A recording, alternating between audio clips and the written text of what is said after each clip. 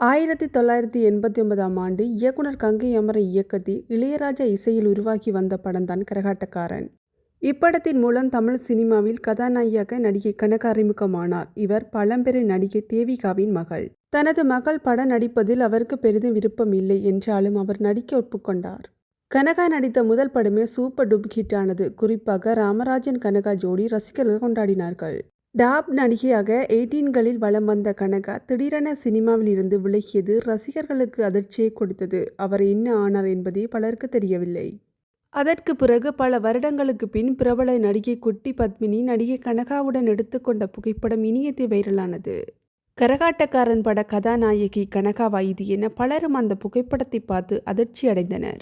இந்த நிலையில் தற்போது நடிகர் ராமராஜனுடன் நடிகை கனகா எடுத்துக்கொண்ட லேட்டஸ்ட் புகைப்படம் ஒன்று வெளியாகியுள்ளது. இந்த புகைப்படத்தை பார்க்கும் ரசிகர்கள் பலரும் கரகாட்டக்காரன் ஜோடி ரீ ஜூனியன் என புகைப்படத்தை வைரலாக்கி கொண்டு வருகின்றனர்.